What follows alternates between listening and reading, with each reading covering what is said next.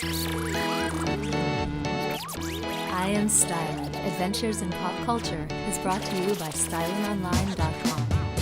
What's up, fans? It's KP here at C2E2 with illustrator extraordinaire Mr. Adam Hughes. How are you, Adam? I'm doing well. How are you? I'm well, thank you. Thanks for taking time out of your busy schedule to chat with us a little bit.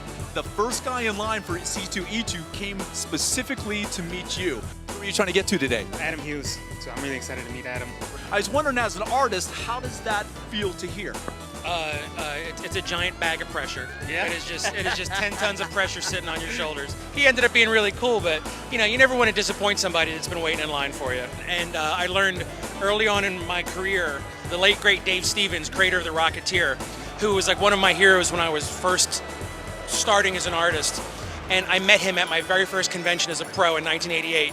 And I was a sweaty, drooling, idiotic blurb of a human being. I was terrible. Dave was so super cool. And the next day when I had recomposed myself, I said, look, man, I'm really sorry. You're my first art hero that I've met. And he said, absolutely not a problem. I did the same thing when I met Steranko.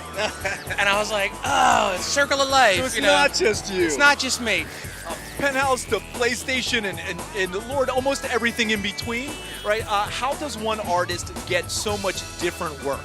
If you only have one style or technique that you can offer a client, you're only going to get one type of work. You don't want to be one of those, jack of all trades, master of none. Right. But it's good to have what I call a Rolodex of styles. Now, when you jump from a DC to a Marvel, is there much of that style change? No, nowadays not so much as it used to be when I started out. When I first started out back in the 1900s, back in the late 20th century, yes, I dye my hair.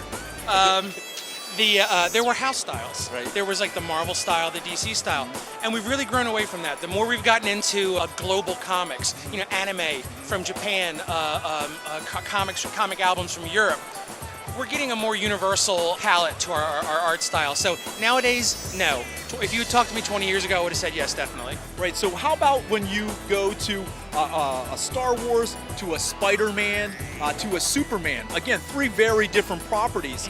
Do you take that as a creative challenge that this project is different than everything else and I'm going to do this as an artist to this one? Yes, exactly. I do that exactly. That's one of the reasons why I don't do a lot of creator-owned stuff. I don't do a lot of my own stuff. I really enjoy the challenge of taking a beloved character and putting my own spin on it, but still making it desirable to the people that enjoy it. So yes, Star Wars has a different mindset than Superman, than a different mindset than Spider-Man. And it's one of the reasons why I'm slow, because half of the time where I'm working on a piece, it's just me sitting there going.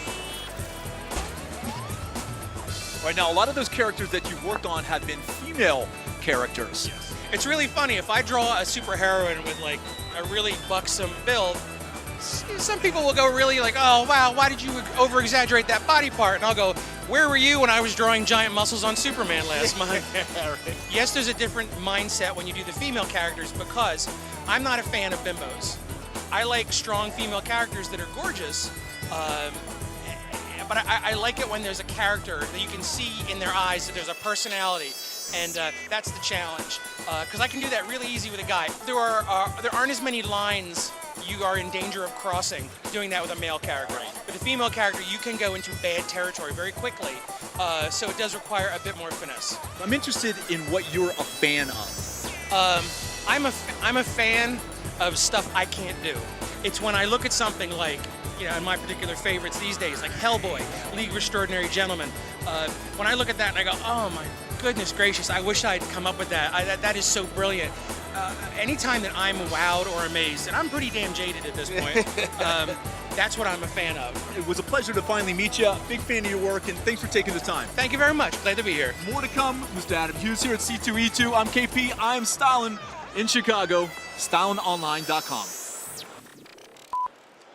Let's put an indelicate spin on it. At C2E2. Oh, that's all right. You in comics. I'm going to ask this question. He comes out of nowhere. He's like, "Are you Adam Hughes?" And I was like, "Yeah." And because you're always waiting for that. Right. The moment, the scary fan story. Battlestar Galactica.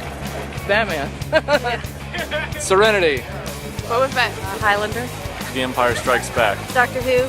Star Trek: The Next Generation was my favorite. Scooby-Doo. Well, at the moment, it would be True Blood. True Blood. True Blood. I have to say True Blood too. She-Ra. Doctor Who. Star Wars, Episode 4. Firefly, without a doubt. Buffy the Vampire Slayer. Joker, obviously. Family Guy. Good choice.